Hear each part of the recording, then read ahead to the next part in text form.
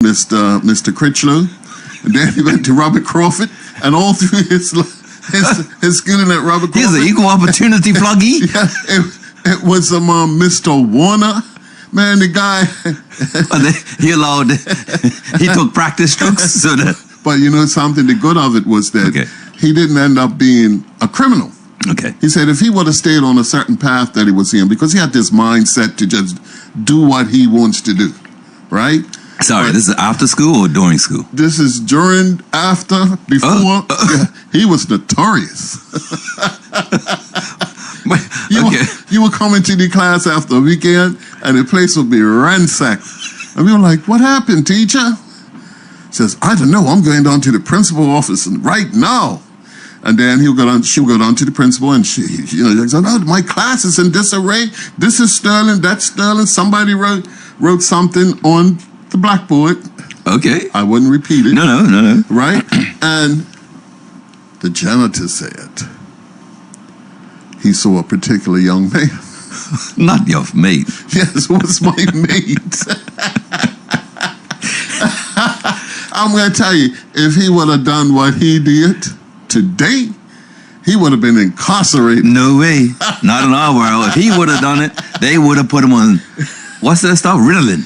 They would have given him some medical term and put him on a prescription. Well, I guess so. But actually, no, it's a black Bermuda male? No, you're right. Yeah. I'm sorry. And I just laughed. I said, you know something? I'm glad there's Fluggins taught you something.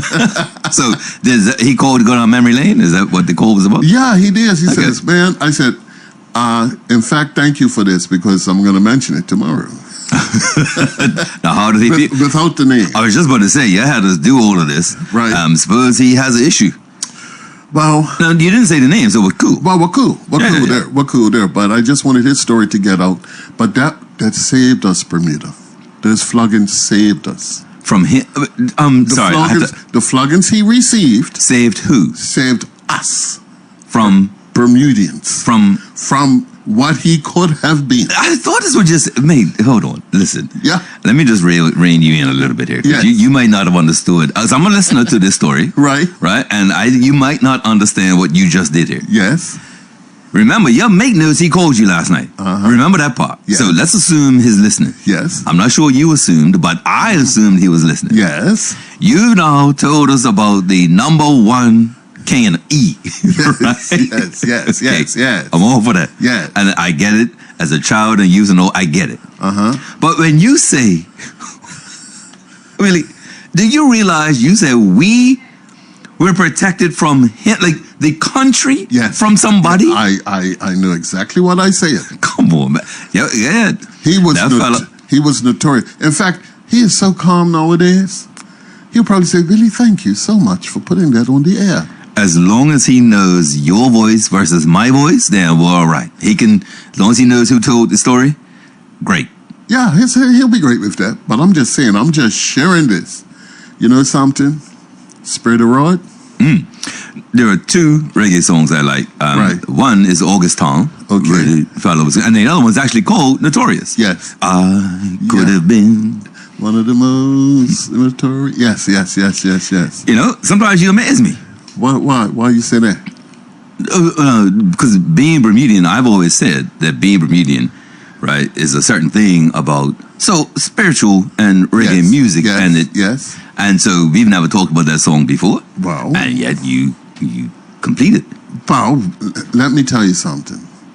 I come from an era where reggae music was being played. They wouldn't even play it on the radio. Oh no, I wasn't quite there, but I get you. And I had one of my boys, his older brother, used to bring in Jamaicans used to come off of the ship, right? Whatever ship they came in, and they used to sell records that they had. Got you. And my Ace Boy's brother was one who would go and meet them and buy all these type of records. Got you. So we used to stand at the window while they're playing the music and everything else, and that's where I got my pedigree. I came up listening to reggae, so it has had a profound influence over my life, especially the philosophy. That's what did it for me. You know? Yep. And it's a certain respect that it teaches and discipline. I think, let me tell you, I didn't fully appreciate what we're saying now until I was in a conversation maybe 18 months ago. Right. At the time, there was an initiative that I've been made aware of, Right. and I expressed some advice. Yeah. And it was about a music studio that was going to be brought in and created in Bermuda. Right. This is not that one that people keep talking about. Okay. This was something totally different. Right. And there was someone brought in to advise young men who might be taking advantage of this studio about lyrics in songs, and that, you know, whether the impact, like these lyrics in these songs, their impact how you then see yourself and see women or see other people or whatever. And by the time I was told about this had already happened. And so I was told that they brought in this American guy to talk to this young man about lyrics in songs. And I told the person who was talking to me about this, so that was a mistake. And I remember I wasn't even around, so I didn't know this happened. And so, of course, you know what I mean? I keep telling people I have strong opinions. So when I say, oh, that was a mistake. Right. And to the person, they're like, well, I haven't even told you. How could you claim that? See, that's your problem. You did, right? All of that. You know, the typical people who think they know how I think. Right. And when I let them finish their spiel, I said, listen, I don't know anything other than Bermudian men, boys, Right. children, girls, everybody has a far more steady diet of reggae and soca than hip hop and R&B stuff. I'm talking about like in the atmosphere, not what you download and what you stream and your playlist. Right. But as a result, say the, I guess I better, people, Go ahead. I hate this. No, Go ahead. I hate this. You understand what I'm saying? Okay. Yeah. So, because I'm hesitating when I wouldn't. Right. I hate this. So, some of the words that Americans use, hip hop artists, Right. use for themselves and say women, that's not in the reggae, the dancehall, the soca, the calypso, the ska, the whatever you want to call it. It doesn't exist like that. Right. Right? It's just not, you know, it's far more poetic. And I mean, yes, there's hardcore dancehall, but in terms of, you know, it was, you know, you were the bun, me or the cheese. Yes. You understand, right? It's a bit poetic, right? Yes. And so what I'm getting at is that thing about reggae, which is talking about the soul, is that you could go to a dance and you may be singing a gunman song, and the song that gets mixed on that same version is a Job Bless song. Yes. So Right? true. You may like that Ganjaman song, and right behind that, you're gonna have a praise him song. Yes. And so the overall place where a DJ takes you in tune versus hip hop is literally night and day. Don't tell them. Whatever you do, don't tell them. Don't. But do you know the level of fellowship in a dance? Even a clash. Yes. It's true. Even a clash. Do you know the true. fellowship doesn't exist in the American club scene? I got you. Right? Because of the mixing, the culture, the lyrics, all of it comes together for that event, that experience. And then remember, tune back in the day would tell a story. I'm Barris Hammond. I say one dance. And then what do you come out, you're the woman. Well, You think one dance will do? And then I come back. She loves me now. Yes, exactly. Exactly. You- But I also come from down pressure man, where you're going to run to. You understand what I'm saying? yes, I do. All along that day. Equal rights, right? Yes, equal rights and justice. You want your piece? What do I want? That's right. That's what I'm talking about. So I came up during that era. And I noticed you didn't say legalize it. Sorry. Go ahead. What was that? Callous. What? You're on a roll today, aren't you? It's best I stay like this. Yeah, no, okay. Fair. Trust. If I stop and think, it's going to go left. Okay, so let's stay right. Absolutely. Okay, So, like I said, Don Presserman, all of that I came up with. And it was the infamous Bob Marley. So, can I tell you my one Bob Marley story that gives me credibility? What's that? My godmother was in Jamaica. Right. And she wasn't into the bong music, right? You know what I said, the bong. And so she was in Jamaica and came back and had bought records for me and her son. Yes. Right? The same record. Right. And she's like, I know everybody was talking about this record, so I bought it for you too. Right? And I think I might have been, I'm not sure I was in the teens. Like, I don't think I was, I'll have to check to see when the album came out. But it was Bob Marley, Confrontation. Oh. Album. Okay. Which I still have. And let me tell you, to have the album, now you said guys that come from the ship and buying them, guys went to Jamaica and bought them. Right. But I had one, you know, back then, like, I got a record, like, pressed, sold in Jamaica. Yes. You know, out of Marley. So, yeah, music, my parents, I still have my mother's 45s. Oh, wow. Music was big and my parents loved. Do you still have a turntable? And I do have a turntable. And does it work? It isn't connected. But you still have your needle and... I do. Yeah. But mate, I'm old school. Like, I got a library card and bus tokens. Like, I'm old school, man. You know what I mean? Like, yeah, I'm probably not the one to compare to you, right? Right on, yeah. But my morning, they're kind of changing gears. Right. Not really, though. I took part in World Book Day. Oh, yes. With the Southampton Parish Council. Okay. And let me tell you, man, it is, I would implore, particularly men. Yes. Okay, and I know Nikita, and big props to Nikita, because she is the spearhead, organizer, founder, driver. There we go. Nikita's big. Yes. And so Southampton Parish kicks in, and we go to the preschool, Dalton Tucker, and Port Royal. We used to also go to Heron Bay, but it's closed down. And I gotta tell you, there aren't many more things in life you can do more positive than read to children. Okay. Sorry, before I do that, I gotta tell you something about Dalton Tucker. Yes. That was where I went to primary school. And of course, it was Southampton Glee School. Yes. And the teacher was showing us the class where we were going to be reading, right? So she was walking about 5 steps ahead of me, and I was walking behind her, and I stopped. Okay. And I peeked in this room. I mean, didn't even step in the room, right? I peeked in. Yes. And she says, "You can't." I said, "Oh, yeah, this was the staff room, and I was here. And I see it's still the staff room. It had staff room on the door, right? Right. You know, I still wouldn't walk in there. No. I was terrified. That was where you knew the teachers were, right? And she says, you know, I started working here, and there's children coming here. Oh, I just need some ice. Oh, I just need some water. I'm like, what? Yes. Because I told them when I went to this school, I never even knew the inside of this room. Oh, wow. I said, you saw me still not wanting to walk in there. Like, okay? Years later, that room, that was the staff room. Yes. I don't even know what happened in there. Because the door was always closed. So when it was open today, I took a peek. How many years later? About that many. About that many. But the children. Right.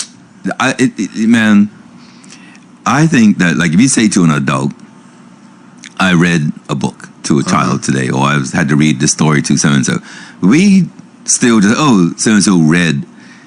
The faces of children. Right. Remember, they're looking at this book and hearing your voice. It's a whole different experience for them. Yes. I remember during COVID, I think it might have been the chair of our council. Someone came up with an idea that we would do bedtime stories for children on Zoom. Okay. So we had children in the pajamas, right, in front of the parents' tablets or whatever, and about 4 or 5 of us took turns reading children's, like, bedtime stories to them. And I'm telling you, it's going to be a year now and people forget, by tonight.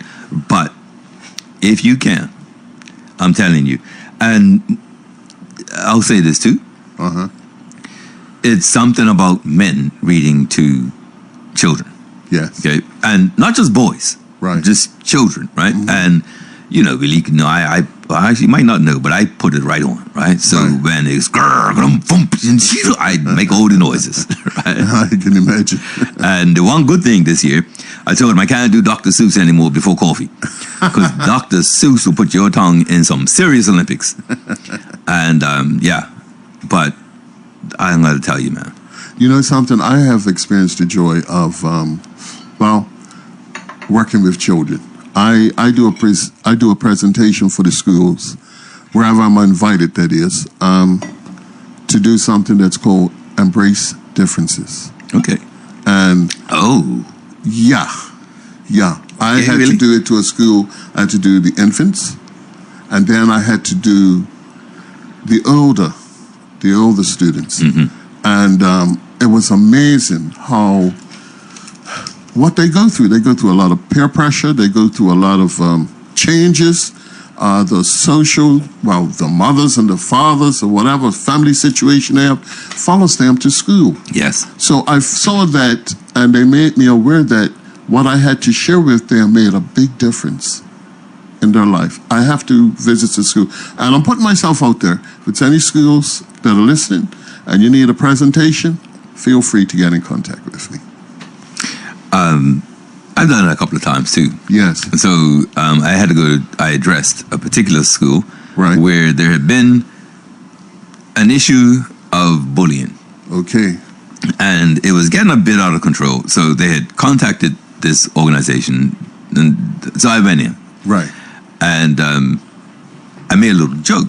So I was dealing with being Bermudian and Bermudian culture and stuff, and Yes. talking about different things, and talked about cut match and many things. Talked about football, and so by the time I brought them along, what our story is, and we all got the same story. I then said, and so teasing someone, for anyway, it's just dumb. It's not even like that it's hurtful or negative. It's just dumb. Okay. Unless they support Manchester United, then by all means, go all in, right? And so the assembly laughed, right? Well, I knew one teacher who was, Yeah. right? But what I'm getting at, I once saw something where this teacher said she doesn't allow her students to tease anybody about something they can't change in 15 minutes. Okay. So it can't change your height, your weight, your skin color, your freckles or whatever. Yes. I just don't think you should do it at all. Right? Because I can't change my shoes. No. You're assuming I can, but my Yes. parents can't afford more shoes. What you mean? Yeah. Right? Exactly. So it was that kind of thing. But I think that perhaps adults, life is lifing so hard, right?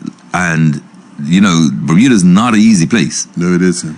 That I think it's very easy to forget how much you can contribute to a child's story Yes. just by that half an hour. That's true. 20 minutes, 5 minutes, Yeah. right? I asked this boy who was really into the story, I said, do you read every day? Love reading. I'm going to make a correlation there. Okay. From when we first started this conversation today, it was about Cain. It was about punishment. Right. Yes. The other part to that is give them a chance and show them a different type of life. But you need men in the system who have that level of Exactly. patience So and true. that level. So Yes. this little boy today was not quite acting up, right? But he wasn't going along with the program. Right. And so I saw when the teacher spoke to him, Right. and I don't know where this came from, okay? But if an older person spoke to me, like they got my full attention. Yes. Both eyes, shoulders, everything, right? Yes. And some of these children didn't have that, we'll call it respect, but my parents will call that respectful fear. Oh, yeah. And so I've often said that men and women communicate differently to boys and girls. Yes. Okay, and I'm not saying it's something I'm proud of or something that is something we should celebrate. But men, we deal with and look at violence a little differently than women. Yeah. And that difference is also why I think women have, death by 1,000 cuts Yes. if they're at war. Whereas men, It may be one lash, and you may be friends again, or Right. one lash, but it's not this ongoing pettiness, I got you. right? So, I want to share one more thing. yeah. I distinctly remember the day that I graduated, and I didn't get licks much, but Much. Hold on, wait. No, go on. I'll make a note. Come back to that. Do we have to? Yep, much. But I remember the day when I graduated. Yes. From getting the belt to getting the broom. And I think that was the day. Can I ask what the offense was that you decided I don't remember. It may have been what I thought was something slight. She told me not to cut the gingerbread. You and food have an interesting relationship. I come from a house that there was just food, everything. Yes, and showing appreciation for food was very I important. was like, Mother, I was testing it and making sure that everything was okay. You sure the gingerbread wasn't for somebody else? I wasn't sure, but I was told. I think that's what it looks. But that might have been your graduation. Well, yeah, that was my graduation. Because it was for somebody else. I said, okay. But I learned my lesson, and I never touched anything else I should have not have touched. You understand? I thought you were talking about school. So when you say you didn't get licks much, I thought, some people who have had such an interest in life, right, that they say things like, I've only been locked up 3 times. Really? You know what I mean? Yes. That kind of, so they didn't actually realize what they're saying. But you know something? I also reminisced about the systems that we used to have in place for even juveniles. If they were deemed troublesome or kept on getting into trouble, they would take them to an island. Whoa. Hold tight about that island. Okay. Just because I'll even make a note, we'll come back to that. But Yes. let me just rewind to your mate who called you last night. Right. You see, all right. Yes. Your mate, your brethren, Yes. your bona fide, Yes. was not deemed something, right? Right. Right? He wasn't labeled, right? Right. Okay. Yes. So what I'm getting at is men, and if there were men in the school system, right? The men communicated in ways that were eventually got too physical. Got me? Yes. And so I think that back then, the people who were placed in the program, whatever the program was, they had so, if you will, shock the adult that they're still not blah, blah, blah, blah. Yes. Or they still Yes. keep blah, blah, blah, blah, Yes. blah. Even Mr. So-and-so can't get through to them. Therefore, they, right? Now it's, my son's got a lot of energy. He's ADHD. Yeah. You Exactly. see what I'm saying? Yes. And the reason, and I'm not going too far with it, or hope I'm not, but men with boys, so this little boy today, I was never ever Right. going to frighten him or put my hands on him. Yes. But once I lowered my voice, he knew I was serious. Yes. You see what I'm saying? I got you. And so those kinds of things put that behavior in check quick. Yes, it did. Because this boy is 4, not 14 Right. or 24. Yes. Right? Boy, you don't chat. you think you defy me? No, your teacher may let you get away with it. Your parents might let you get. But in my world, 4-year-olds do what I say. Yes. Right? And you're going to give me my world for this period of time. Yes. But guess what's happening in this period of time?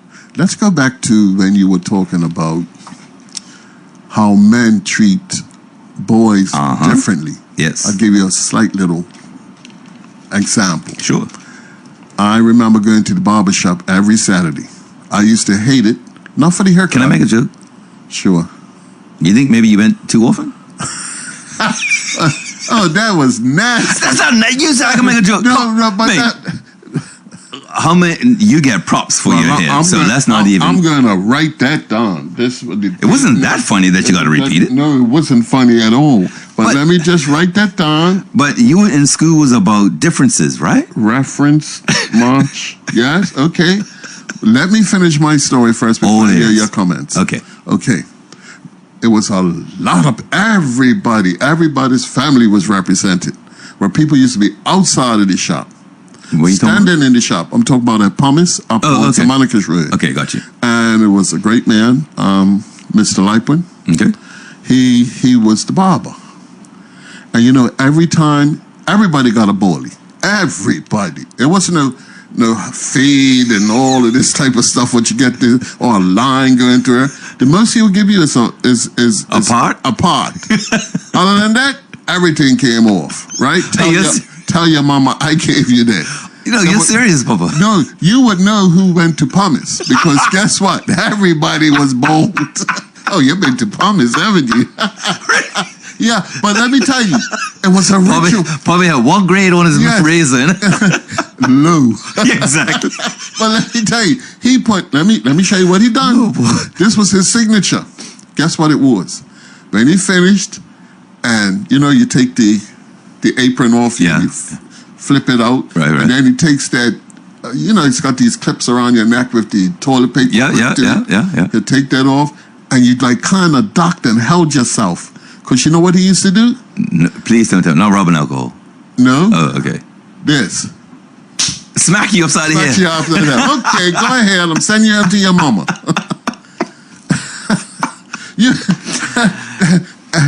Everybody got a turn. You know something? That is, you know, the barbershop. Yes. I'm going to tell you, the people who don't go to barbershops. Yes. Women or men who go to salons. Right. The barbershop. Yes. Is I can't explain it because the rules change. Yes. So in my barbershop, I have heard one curse word in 15 years. Oh, it's discipline in there. Right? Uh-huh. Exactly. But there's no sign that says no swearing. Right. No cussing. There's no sign that says that. Right. Right? That's true. You go in there, you had better ask who's waiting for a haircut. Yeah. Because you may be waiting thinking you're behind these 4 guys, and those 4 guys ain't getting a haircut. They're hanging out. Yes. So you gotta, so true. You gotta know. That's so right? true. Yes. There's one game, and I don't play many board games. Right. I wish I knew how to play chess, but I don't. Uh-huh. But where I go, these fellas are playing Ludo. Uh-huh. And I'm all right with dominoes. Let me just say, you probably don't want to play me in dominoes, but the Ludo and the Jamaican snakes and ladders and there, good stuff. Okay. Really, this is gonna be. I find what I'm about to tell you amazing. Okay. Because we haven't really got into it yet, but we have a caller. Okay. Let's see. I can't imagine. Hi, caller. Please shock us. Yeah, you're right. I know. I'm like. You guys don't want a topic that could shock everybody, that's for sure. Well, wow. Especially when it comes to solutions. Wow. Some of these young boys around here, you can give some solutions. And it reminded me that when I heard you talking, is one of the things my mom always told me when I got older, and especially when I have my own child. Right. He says, listen, let me tell you something. The parent is easy, you know. Mm-hmm. Yeah, there's horses. What do you do when they're young? I said, well, train them.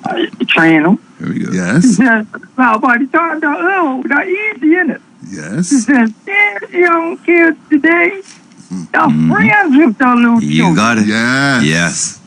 And that's like having a little doll baby, right? Uh-huh. And they think it's cute, and they make a little cuss word or do a little something wrong, and they're going to check them down.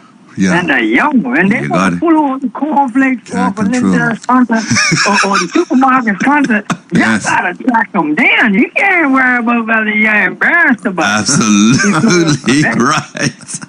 They're going to pull the whole counter down. You know? Oh, yeah. That's what I must say. So that's why I said mind you, the Southampton schools made some of those teachers. One of them frightens me. But that was back in the day. Yes. Yeah. That ain't different. I got rules today. That's exactly. Rules that keep them in check today. And I'm going to be honest with you.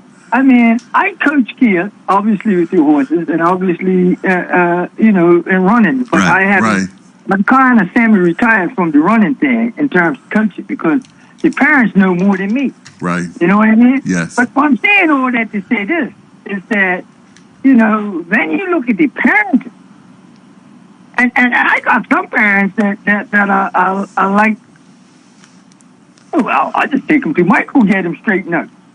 Like, you're supposed to do that job.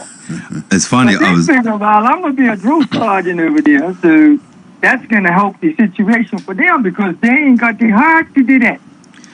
Okay, well, so you're just. Let me make sure because I made a note to ask you a question because there's something that I've seen that I saw, and I think you can probably relate to it from when you were competing and then with coaching because this is something that I'm so glad you called.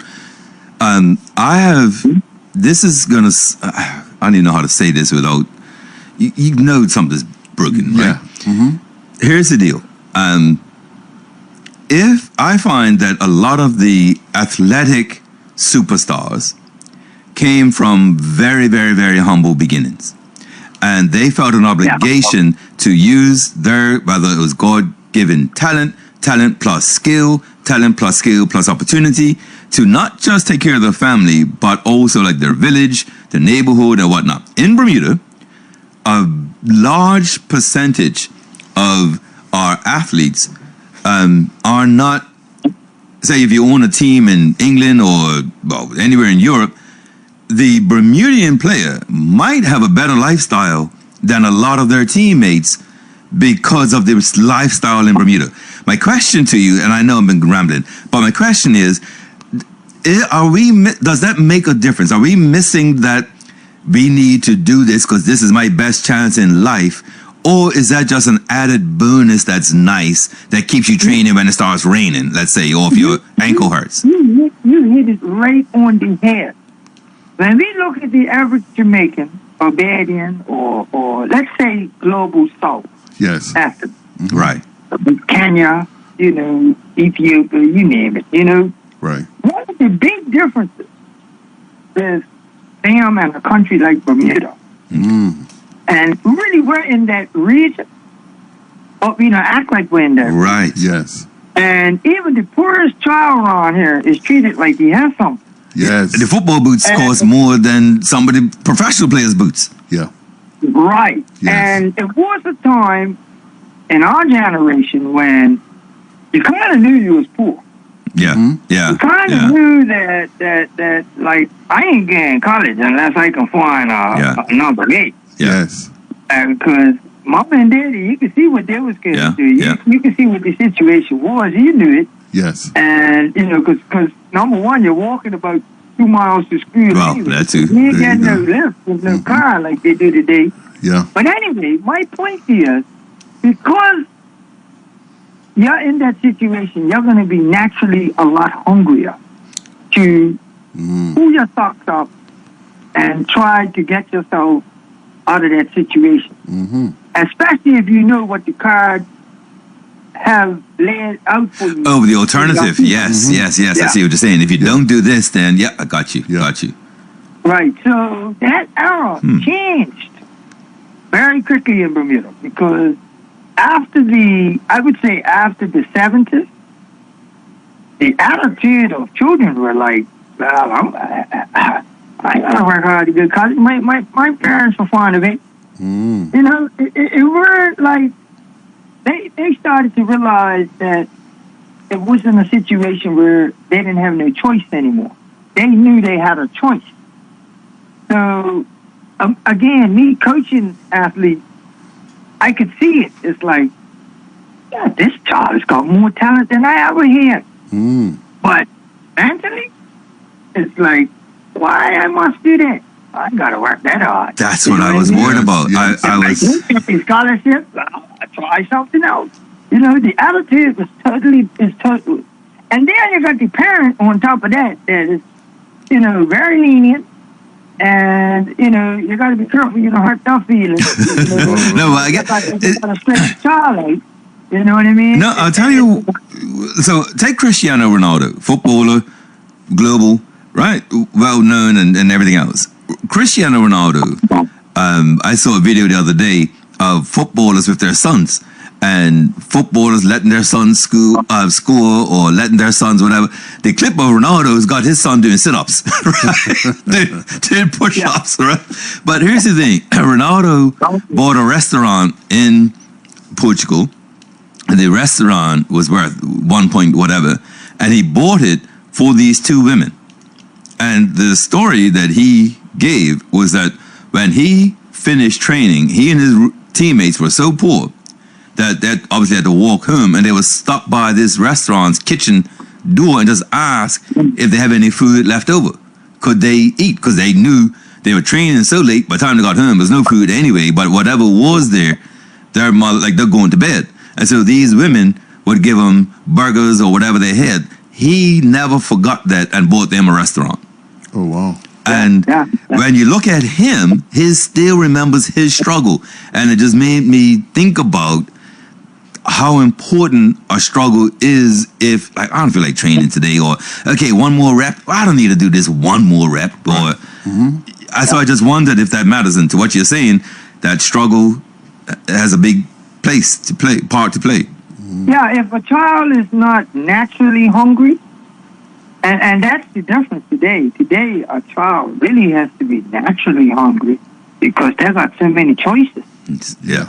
Whereas, I mean, track and field was like, yeah, I could lead the horses to learn and do track and field at some point. Yes. The old man was like, hey, I heard you can run, boy. That's what I heard you can run. That sounds like a day. That sounds just like a Bermuda day. Hey. You know, if Alfred told me he saw you the other day, hey, it could be anything. Painting this house. I know you look. Come here, boy. Exactly.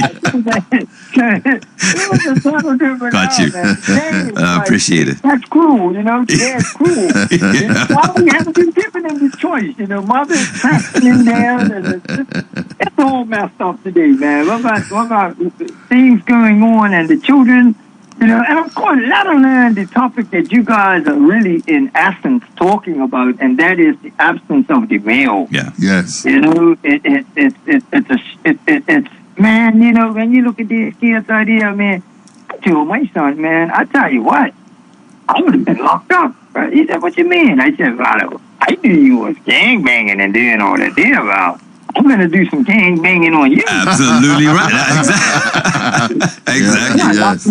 You know? But you see what, let me, I was going to say this later, but I'm going to say this now. What he just did, that is the collective thinking, not the individual thinking. Got you. Individual thinking is not my son, or my son's going 21 3-7. What you want me to do? Right. Well, he says, no, you got my name, or you're my society, or people know you ain't not doing what you think you want to do. Thank you. That's collective thinking.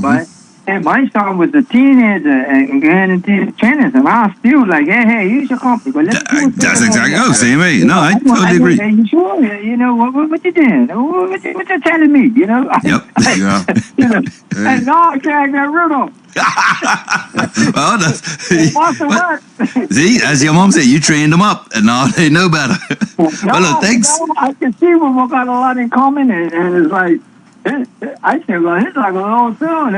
I can listen to you now. You know what I mean? There we go. Good stuff. All right. Anyway, you guys, good stuff. Thank you. I glory in your spirits, and I hope people are listening and learning something, because until we can really get back to a system whereby we can make these kids a little hungrier, and certainly not over spoil them, and I mean, I recognize we gotta, you know, there's different rules in place. Sure. In terms of avoiding child abuse and whatever have you. Yep. Yes. Oh, I have one question for you before you go. One quick question before you go. You might not have realized that was me. I know it was you. Okay, cool. All right. Okay. So really, I was about 10 feet above you. Yes, you were. So really, on my way into the studio, I saw this caller with a client, right? Okay. Riding horse, and I couldn't stop laughing at one thought. So here's my question: are you responsible for the sign for horse crossing by Belmont? Of course. Right. And I said, you know what? I bet you he didn't even tell people that the only person who would have asked for and gotten that sign. Yes. Next time you're coming from the west and you go at Belmont, look, you see us. That's exactly where I saw it crossing over. There you go. I was still going down Bermuda. Yes. Some needs to have about 20 of them. I know. I just, Because the tractor There you go. trailers are going down there like they think they're on a New York freeway. that break at Ward Long Bay is serious. Yes. That's a stretch. And people don't even realize there's a sign up Long Bay that says slow down or Yep, stop for yep. the horses. Yes. They just come through like they're trying to beat the horse. And I'm like, the horse don't think like the human being. Just do like, just calm down. Exactly. My thing is truck drivers need to realize, I don't care what type of truck you got now, I don't care what's on your mind. When you see a horse, Yes. the most dangerous thing you could do is try to speed by him. The best thing to do is just ease on and go by slowly. Yeah. That Yes. horse ain't gonna hurt you. You're the one in safety, not the person on the horse. Yes. You know what I mean? Brilliant. So I don't understand people, but they act like a horse thinks like them. That's just a new era. Well, thanks a lot for that. Thanks a lot. Yeah. We used to talk about, just like we're talking about children now. You know? Oh, yeah. Yes. All right. Anyway, Carl. All right. Thanks a lot. Okay. All right, take care. You too. Thank you. We had a call. They'll probably call right back. That thing about the sacrifice, Billy, Yes. it's a weird thing because we have as a bittersweet thing, right? We have a high cost of living and a high quality of life. Yes. And so if you're reading stories about guys who are stuffing newspapers in their boots because they're worn through or their shoes, it's difficult for some of our athletes because of what it takes to compete in Bermuda to relate. Yes. Hello, caller, you're on the air. Yes. Good afternoon, guys. Yes, I love good the afternoon. conversation. It's loose and it's low key. Yep, So I'm just absolutely. wondering, I'm just 2 days, I guess. So I'm wondering if someone put a muzzle on you guys. Yep. Because that Monday program was a motherfucker hit you and you, and I saw about 5 people to listen to you. Well, how do we answer that, Billy? So you You can request the recording. No, Hard his asking. Nice. No, I hear you, man. Well, 2 things. How do I word? I'm trying to think to word answer as honest as possible. So the fact that I'm saying that should let you know the answer to your question. Number 2, and so I'm taking. Let me just say, you have hit the nail on the head, but there's been no response from me yet. So I'm waiting for that response, and I will deal with that on the weekend. Okay, then. Cool. But yep, nail on head. The word you use isn't correct because they haven't built a muzzle yet. That could do that. But in terms of how we go forward, you'll be the first to know. Right. Okay, I'll be listening. Sounds good. All right. Okay. Wow. So let me address that. Yes. When I first met, I don't even know if I can say the name. Right. Okay. But some serious politicians, for the very first time, somebody set up a meeting, thought that we needed to meet. And when I went in the office, the person's very first words to me were, after hello, remember, I've never met this person in my life, Yes. was, why do people say you're not trustworthy? This is after hello. Really? Absolutely right. Now, unbeknownst to this politician, because I didn't know them, and because I didn't know their personality, I prayed right before I went to that meeting. So I don't know why I go, but just stay with me, Most High, because I don't know what I'm about to face. And it was supposed to be a positive exchange. Yeah. So that right off the bat wasn't the best way to meet somebody. Yes. But the answer I was able to give him, I think, may address the call we just had. So when he said it, someone had just asked me the same question the week before, which stunned me. I mean, absolutely stunned me. So I called my father. I said, hey, this guy asked about or thinks I'm not trustworthy. But I said, and if anything, I go too far keeping other people's stuff and sacrificing me. Right. I said, so what do you think that's about? So he gave me an answer that I am now repeating to that politician, that I repeated when I met this politician. Yes. And here's what my father said. He says, Corey, Bermuda is a country that confuses trust and control. I said, what do you mean? He said, in Bermuda, we confuse trust and control. He said, you see, weak people only trust what they can control. But that's not trust, that's control. So this is an example he gave because I understood where he was coming from. But if you have children and you are going to leave them in the house and you make sure they know you have cameras with mics in every single room, that their phone and tablet and streaming all goes to your phone. If that's the case, when you're out leaving your child at home, you aren't trusting your child.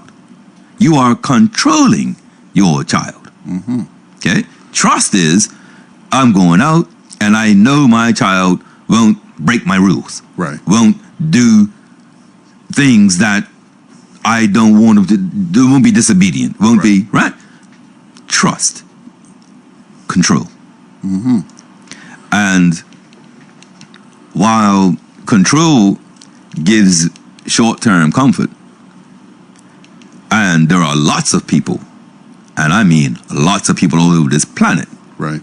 who would prefer obedient drones than truth-telling servants. So people still serve the big picture, serve the thing, but may do it in a different way.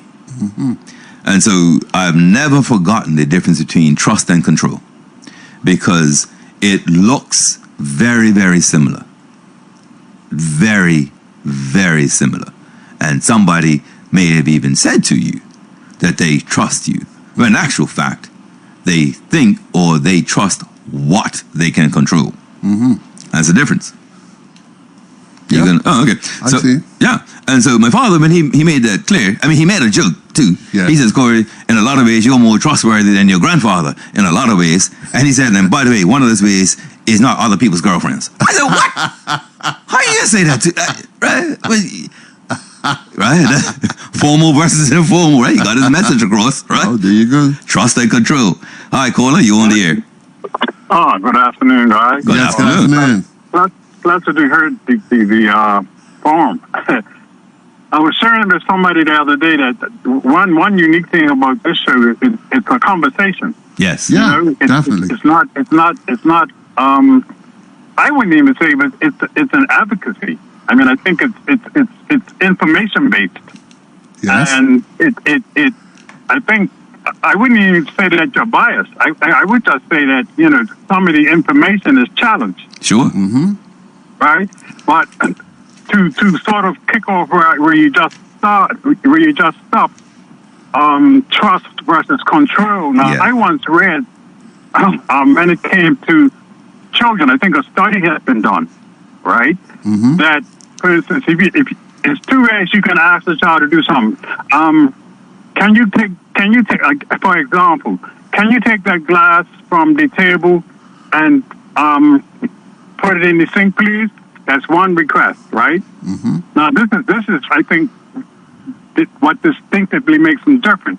Can you take the glass from the table to the to the dishwasher, but don't drop it? Wow, that is something. Yeah. Yay. Yeah. One is Mercy. trust. That, Yes. no, and because now the very instruction has brought the doubt, Yes, has yes. created the Perfect mercy example. me. Perfect. Exactly, and the thing is, though, Wow. I mean, I've experienced that as a child myself. You know, and I know I'm not an isolated case, but it's control. And when you when you're looking at a colonial system, which is about control, that type This of culture would be present. Brilliant. Yes. You are. I made Yes. brilliant point there. Because, You know, wow. So you know, That I is- think what I'm getting from your show, the information that you bring forth, it allows us to deconstruct. That's Exactly. you know something. Yeah. I want to thank you. You are hitting the nail on the head. The point was to put it out there. And this is the reason why we don't have a whole lot of callers, because a lot of times there's information getting out there. But if that information is now causing arguments and debates and agreements all over the island, great. Well, it should be. Yeah, exactly. Exactly. Exactly. It should go. be, and I think that, you know, unlike Parliament, and I'm not going to be disrespectful, But unlike Parliament, you know, it's really in it's conversation in a pocket. Yes. Yes. It's in a political pocket, like. Yep. Whereas, you know, your conversation is in the washer. Exactly. No, I agree, because we're just being Bermudians, so we're subjected to the media, we're subjected to politicians, we're subjected to crime, we're subjected to the weather, potholes, like all of it. But you are, Yeah, brilliant.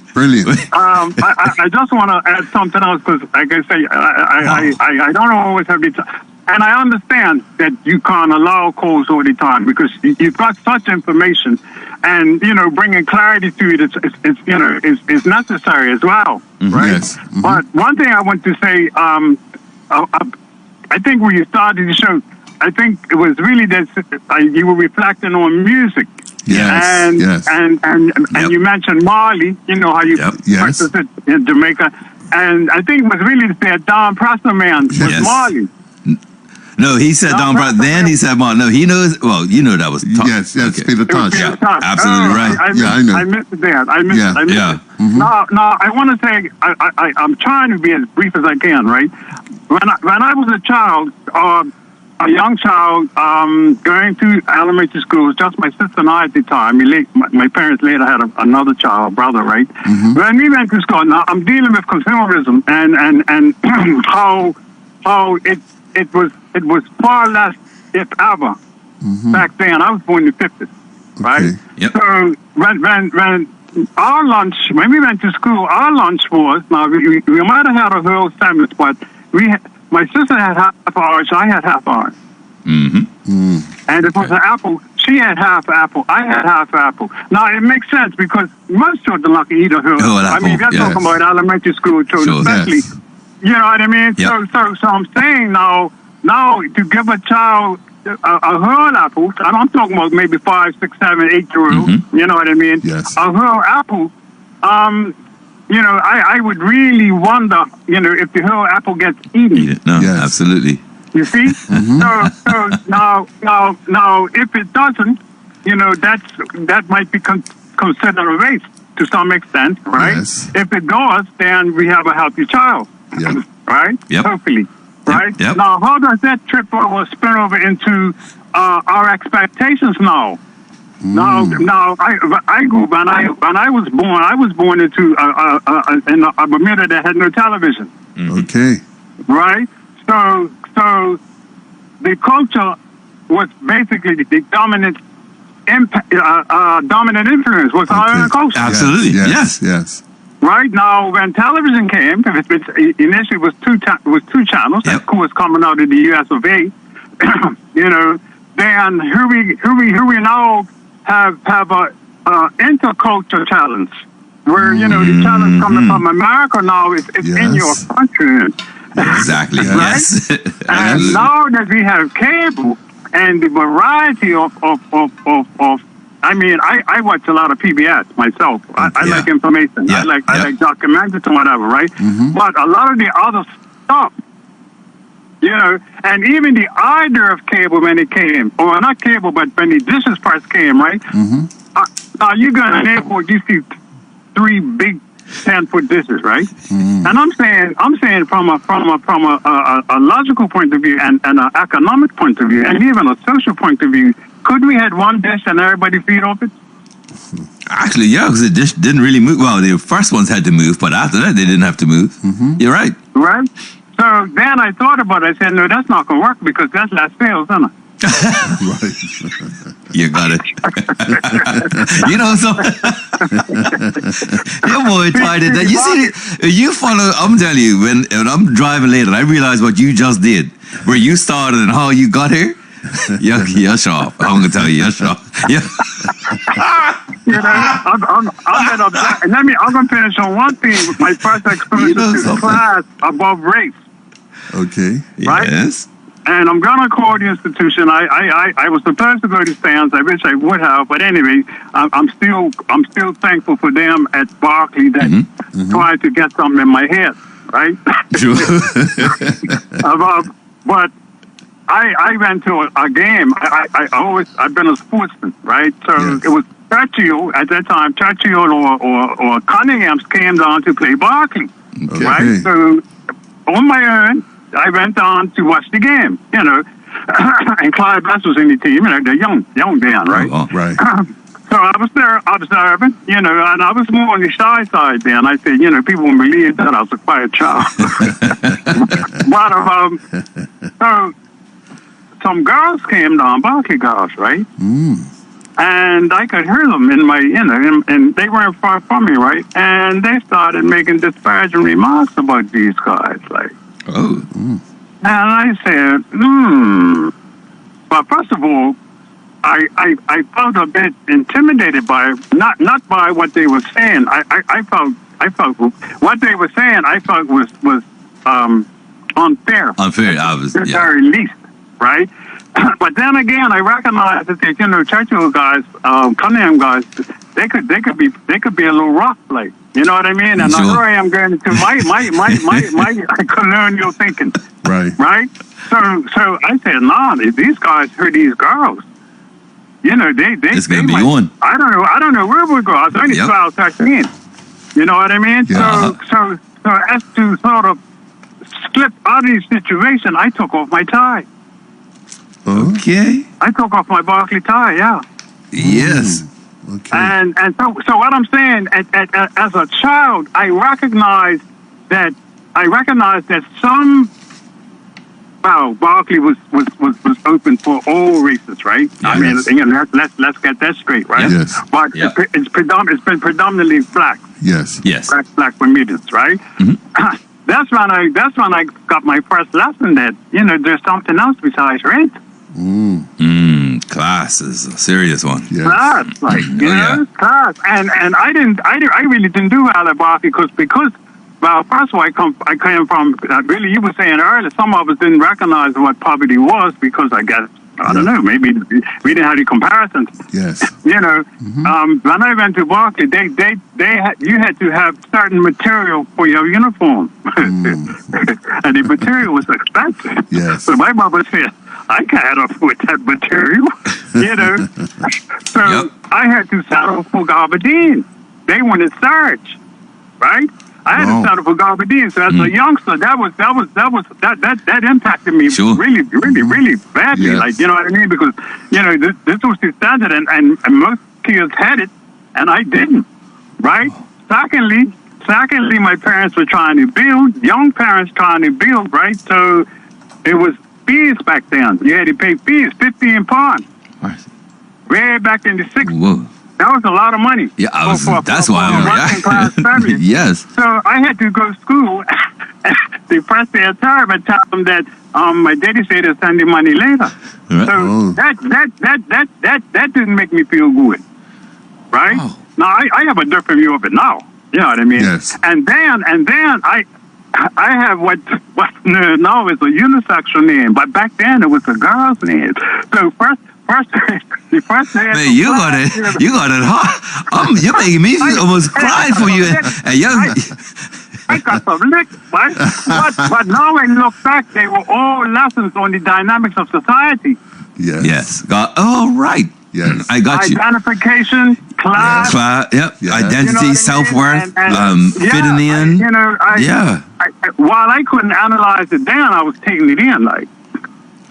Yeah, I didn't really want to be a part of an exclusive club. I Yes. understand If I that. could put it that way. Yep. You know what I mean? Got But you. anyway, thank you for No your problem. time. All right. Yes, sir. Take care. Thank All you. right, take care. All right. All right. Yeah. So let me tell you about the class thing. One, I had a friend once who went to Berkeley, and he had a last name that is a Berkeley last name. Right. Like, and so he was talking about this particular teacher would come in the classroom and would speak to the children, right? And the first students, so they come in, oh, Willie, yes, you're Brenda's son. I remember her, blah, blah, blah, right? Right. And they go on, oh, Corey, yes, Reverend Butterfield's grandson, good to see you, right? Right. And then the next person, they may not have any connections, right? Right. And you look at him. Yes, and Brent Simmons there, yes, you're the Somerset Simmonses, aren't you, right? And so this friend of mine was telling me it wasn't until way after he left Berkeley, Right. but he wondered how those children felt who were not who were right there and then Yes. were made to feel, you're not Yes. like the rest. Yes. The second thing that the caller reminded me of was a friend of mine now lives in Canada. Right. A friend, an acquaintance, who now lives in Canada. But at the time, he told me a story. He was in his late 40s by the Right. time he's telling me this story. But he was telling me he grew up in Bacatown. Right. In his, right? And went to school, but he only had one school shirt. Right. And so he said what was happening, he loved Mondays for Yes. school. Loved them. Yes. Hated Thursday and Friday. Oh, okay. What's that? Monday, he's at school with a clean, white, crisp shirt. Right. What happens at lunchtime at school? Play football. You do, right? So he goes home Monday evening, and the shirt's not quite as clean as it was when he left home Monday morning. Right. That same shirt gets put on Tuesday. And it's not smelling so great, and it's not as clean as Monday. Okay.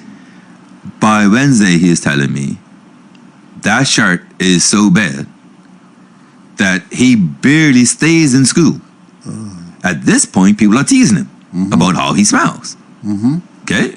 Which causes him to have fights. Yes. Which causes disciplinary. Yeah, Okay? got you. And he would skip Thursday and Friday Right. and go back Monday, Yeah. clean, bright, ready. And this was his pattern because of poverty. Okay. And what I'm getting at is that our country, right, we look down on all sorts of need. Yes, we do.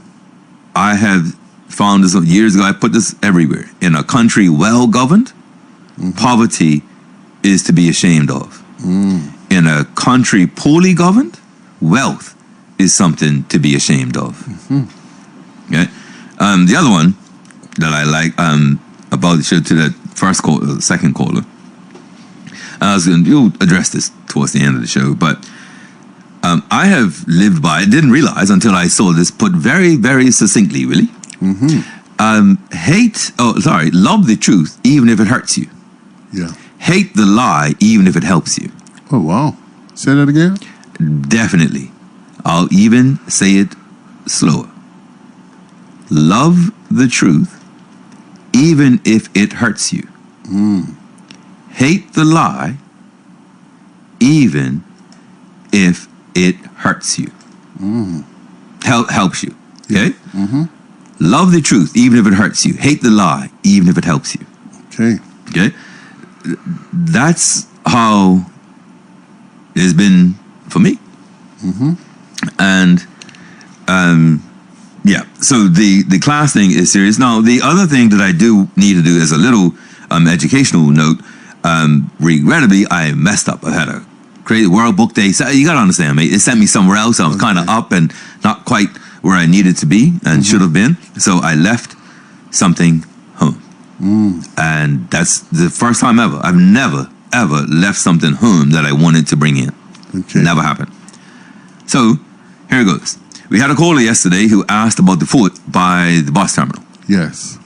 And that fort, really, you told us was called? Fort Langton. Absolutely right. And what can you tell us about Fort Langton, really? Well, I know that I did, Close Encounters done the first movie there. Seriously? That's where it was? Yes, it was. Seriously? Yeah, that's what it was. That's where it was. And it became a part of our playground. So when we were doing site inspections, we figured that would be a perfect spot Site to do the movie. inspections for? Well, what you do, you look for areas where you could put on your movie. Right. And you could shoot, make your, you know? Okay, all right. Well, it looks in pro. I'm just, like everybody would know what a... Well, I'm just saying. Well, I mean, you sped right past all of that. Close Encounters was there. You want to go back a bit and tell our listeners I what you... will go back and explain it. Thank you. You know, why are you talking like that? Just so people are going to say to you, Corey beats you up in it. That's why you sound... Wait, no, I know. Well, you do beat me up. What are you talking about? We were somewhere yesterday, and someone said, certainly he does. Anyway, let me proceed. 1 moment. You know, folks, what Willie said was true. Now, I'm not sure what it's called when you tell people all the truth of half the story. I'm not sure. It's not really a lie or omission because you're an honest guy, so you did tell the truth. Right. But, maybe we should move on from that. Yeah, we should leave that one alone. Yeah, but let's leave that. I just realized, Yeah, just leave that alone. Mm-hmm. So we were going about looking to do some shoots. Shoots for what? For the movie. What movie? It was called Crimson and Gold. Thank you. We did that back in 1978. You see how this is going now? Yeah, I see. All right. I'm being interviewed. Yes. Ding, ding. Yes. And one of the areas we looked at, well, not Botanical Gardens, but Arboretum. Yeah. And we did some shooting up there. Mm-hmm. And what we thought was really authentic was Fort Langton. Okay. And we checked it out, and it does have a little drop there, like maybe 20, 30 feet, like a moat. Okay. Oh, okay. And it had a bridge that went into. That was the only way you can get to it. You had to go through this. You had to go on the bridge. The bridge, was this covered, the bridge? The bridge, no, it was above the moat. Gotcha. And we went there and we did some shooting. But even at that time, it was being used as a training ground for the Bermuda Fire Service. Gotcha. And they used to have like tar pits and what have you. Tar pits? Mm-hmm. Oh, wow. Where they would burn the tar, and I guess the guys would, learn how to put that type of fire out. Oh, right, like oil fires and stuff. Okay, I got you. So okay. We spent a lot of time up there.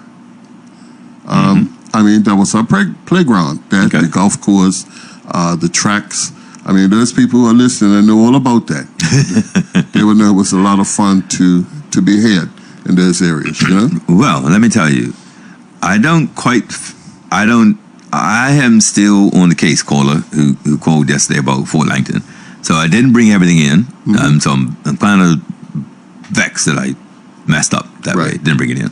But I am still on the case. What I can say is what I was able to find was very general about forts and not very specific about Fort Langton. So, I mean, here's the deal. For Pembroke, if you will, and I understand where Langton is, I get it. But this is probably the way to think about it. The capital of the country was St. George's. Right. Okay. And then in the, I want to say 1790s, maybe? The merchants of the country went to the governor and said, hey, governor, we should make a commercial center in the middle of the country. And we've looked at it, and we think this area, smack in the middle of the country, would be the best place for commerce. And it has a deep water harbor. Yes. So that's where we should move all of the commerce of the country. And the governor said, are you out your mind? Like, you understand St. George's, right? It's named after the patron saint of England. You can seriously think I'm going to change from St. George's to whatever you're talking about. And the governor wouldn't budge. No chance. Right. And then the merchants would keep lobbying, and it wouldn't work. So then finally, they realized the governor's term was coming up, and so they went to the deputy governor and they said, hey, deputy, we believe we should make a commercial center in the middle of the island because these merchants, the oligarch, right, they were going up and down the country taking stock, moving stock, taking money, put money back, doing the float and whatever. Right. And they had branches all over the island. And they felt if everything was in the center, then everybody would come to the center and it'll be a lot easier. And the deputy governor said, no. And they said, but, you're going to be the governor soon and this guy's going to be gone. You shouldn't be bound by him. And the deputy was like, man, St. George, like, you're dumb? Right. Okay, he didn't quite, you know what I mean. Yeah. And so they said, well, I'll tell you what, if you do agree, we'll name this after you. Any idea what that deputy governor was named? Let's see, Hamilton. That's the one. Okay. And then became governor. And so the motto Yes. is sparse collegiate, which is bringing together the scattered. Okay. And so that's why. So even the city, right, was based on commerce. Okay, let's get that. The Latin, say that again. Now, you know that was nasty on you. You saw me just struggle through that. And so why are you making me sparsa collegiate? Sparsa collegiate. Yes. Okay, got it. You know, that was nasty, mate. I'm I- probably wrong. For all I know, it's collegiate sparsa, but, you know, I'm just saying, you thought you would catch me out. Didn't No, I didn't. I was interested. you? Okay, so Hamilton was here as a town. Right. When the cathedral was nearly completed, then Hamilton became a city. Listen, I retain information a lot different from a lot of other people. Okay. I wasn't blessed with the best of eyesight, but I was blessed with a mind that absorbs certain things. So when I ask you questions like that, it sticks in me. Don't ask me sparse or whatever, okay? My mate's on one today. My mate is on one today. But no, it's very interesting what you're... Okay, so- Never heard this before. Sorry, okay, well, we'll go back. So, Okay. St. George's. Right. St. George's was the capital. Right. Okay. And it was named St. George's, not Sir George Thomas or anything like that, but St. George. Yes. St. George was the patron saint of England. Right. So if you've ever watched a sporting event where the United Kingdom isn't competing as one, Right. but England, Scotland, Wales, and Ireland are competing separately, or England, well, that white flag with the red cross, that's the cross of St. George. Okay. Okay, so it was named after the patron saint Okay. of England, Okay. St. George. Bonus question for you. Sure. Wales is named after the patron saint, St. David's is named after the patron saint of Wales, St. David. It was St. David's Day last week, actually. Okay. But we don't celebrate St. David's Day. Okay. And the St. George, he's also the patron saint, not just of England or even United Kingdom. Right. Lithuania, Ethiopia. It's about 11 different places that St. George is the patron saint of. Turkey, I think.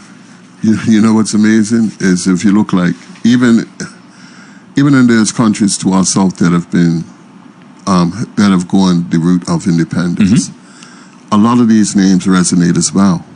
Well, yeah. So take one of the things. I don't even know what I've said on this show before, to be honest. But take Port Royal. Yes. Okay, you only see it in Southampton. And in a very particular area of Southampton, right? Between, if you will, the golf course. Yes. And you don't see it east of the school. Yes. Gotcha. And if you go up St. Anne's Road, or Church Road, sorry, from Middle Road to South Shore, Yes. along the way you'll see there's some Port Royal Mews, and I think there's Port Royal Gardens, and then obviously Port Royal the school, and the golf course. And I know another place where Port Royal is so...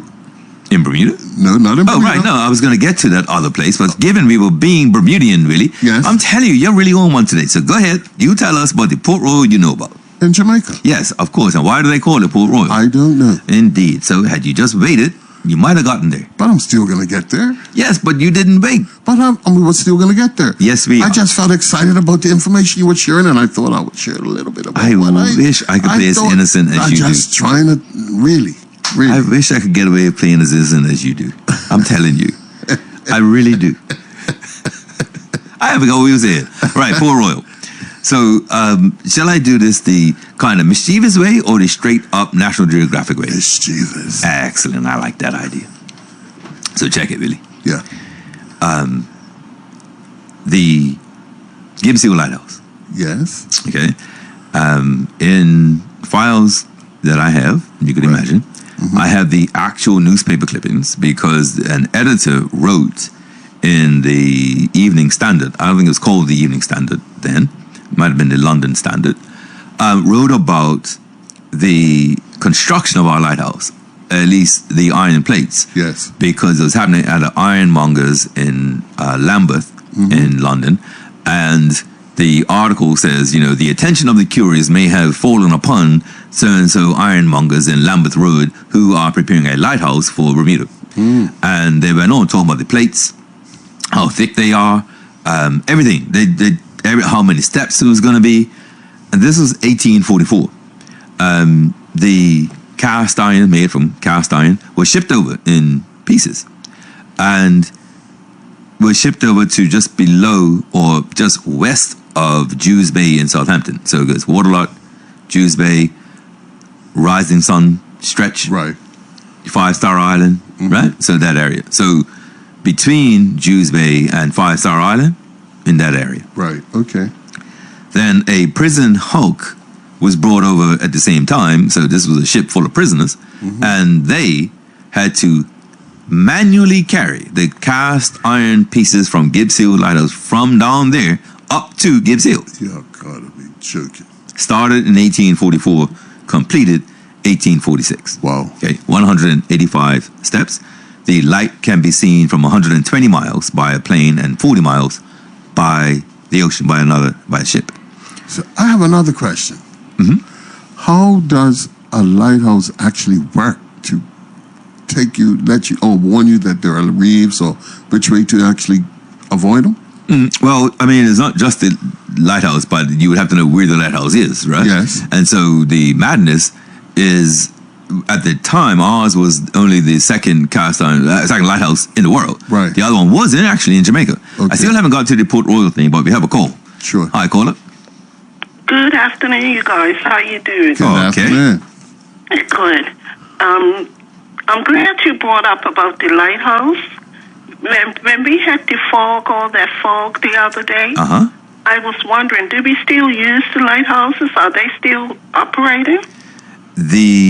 I don't know about St. David's, but Gibbs Hill wasn't, then was, and wasn't for about, last time I looked, about 2 weeks ago. So during the fog, I'm pretty sure it wasn't, because it wasn't. And I'll tell you what happened. Remember we had a storm? Yes. Well, whenever I lose leaves in my house, even though I live a good 3 minutes from the lighthouse, it always comes in my bedroom. And it wasn't coming. So that's what made me, thank you, caller, because that's what made me look. I said, you know, that's strange. Yeah, I was curious about it, and I said, speaking about the lighthouse, let me ask real quick, because I'm a senior, I might forget to call you back. Okay.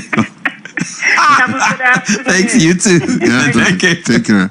So the lighthouse was closed for a long time. Right. Remember, there was a tragedy there. Yes. And so the government wanted to put railings in, and then there was another part where the light bulb was out. It's a 1,000-watt light bulb, and that was out. Yes. And right now, I think it needs to be painted quite badly. Yeah. However, so that's 2 years, right? Now, if you go to Gibbs Hill Lighthouse, and the best way I can do is if you're already there and you're leaving. Right. If I try to explain it the other way, it doesn't quite work for me. So if you are coming out from Gibbs Hill Lighthouse, and it's like a corner, right, from the parking lot, you come down. When you get to the entrance, you can either take a left or a right. A left will continue on St. Anne's Road, and you end up at Church Road. A right, you'd go to, I'm not actually sure what the road is called, but takes you from Henry down to Waterlot. Okay. Now, if you do neither of those, and just walk across the street, there's a lookout there. There's a plaque and an area you can look out towards this very area I'm talking about. Jews Bay, in that area between 5-Star Island and Jews, like that area, right? And there's a lookout. And I have spoken about this several times, particularly in my classes, that I'm embarrassed as a Bermudian for what this plaque says, right? And so, believe it or not, really, on this thing, it talks about the Queen's visit. So I did some research on this plaque, and I was right to be embarrassed. Okay.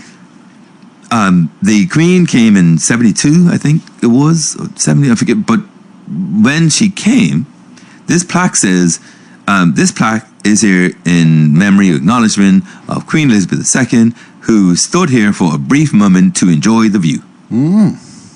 That's okay. December 15th, 1970, or whatever it was, right? And the date was there. Okay. No, really. Let me tell you what's embarrassing about that. We have a lot of spectacular views in this country. Yeah. Right? Most of them in the West. No, I'm just joking. There's some very nice ones. Town Hill, right? Awesome. From your house. Yes. It's amazing. Yes. Right? And depending on if you're looking for the ocean or sky or sunsets or sunrises or the water and reflections, and I'm from Southampton.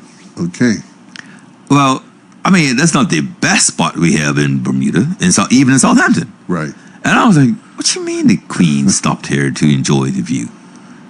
You really think, and as maybe it's just me, because of the work I've had to do, but those trips are so meticulously planned. Yes. Just I honestly think the Queen came down from the lighthouse. I'm not even saying she walked the hills, and said, "Oh wait, I gotta go over there and take a look."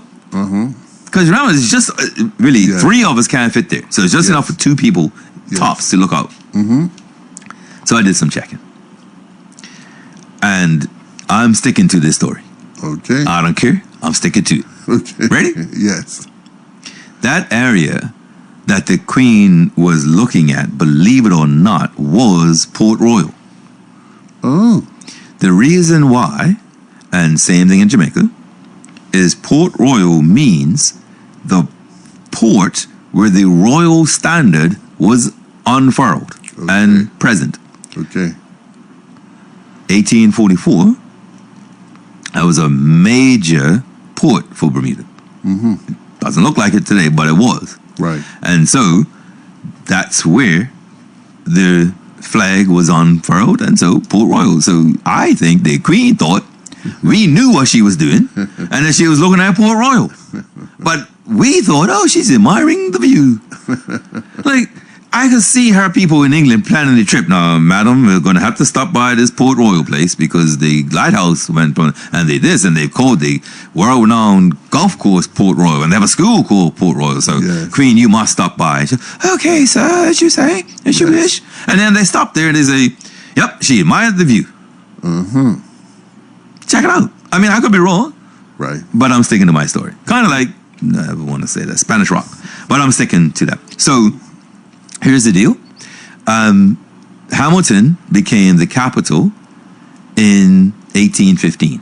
Okay, so it was a city, 1790, 1800. 1815, it's the capital. Okay. Now, as the story goes, and I haven't, oh man, I'll do this, let me not even say I'll do it on Monday. I'll just say anyway, here's the deal.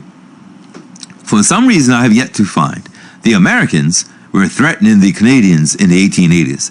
And we Bermudians thought we were next. Right? They thought that they were going to come attack Bermuda. And as a result, they said we needed some forts. And so the first one built was Fort, what they also call it, Prospect Fort or Fort Prospect, however you wanted to. Okay. That's one you knew about. And they added Langton and Hamilton afterwards. Okay. And believe it or not, Langton and Prospect were known as the Prospect Lookout. And Hamilton was to cover the harbor. So it was, because it was a commercial city, we had a lot more to lose at this point.